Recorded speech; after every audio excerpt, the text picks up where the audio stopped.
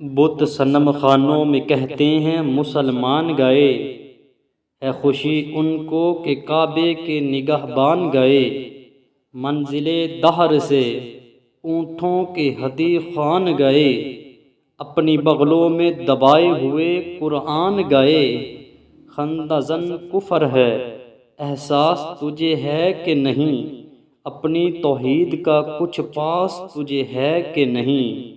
تو سامعین محترم، اس شکوہ میں علامہ محمد اقبال رحمۃ اللہ علیہ نے کچھ مشکل الفاظ استعمال کیے ہیں۔ پہلے ان کے معنی سماعت فرما لے، بعد میں تشریح ہوگی۔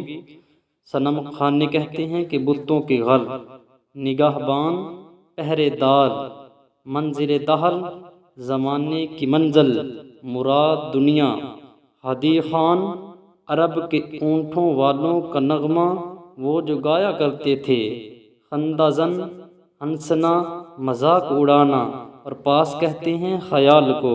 وہ اب تشریح سماعت فرمائیں۔ قلندر لاہوری فرماتے ہیں، اے اللہ اب تو بت خانوں والے بھی ہمارا مذاق اڑا رہے ہیں اور پکار پکار کر کہہ رہے ہیں کہ مسلمان رخصت ہو گئے، کعبے کے پہرے دار چلے گئے۔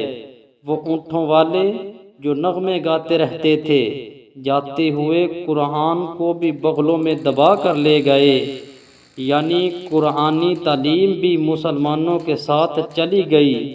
اے مالک تجھے تو ہمارا احساس نہیں، کیا اپنی توحید کا بھی خیال نہیں رہا؟ اس طرح تو کفر تیرے دین پر غالب آ جائے گا اور کل کو تیرا نام لینے والا کوئی نہ ہوگا۔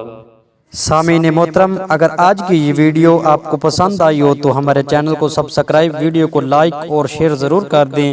ملتے ہیں اگلی ویڈیو میں، تب تک کے لیے اللہ حافظ۔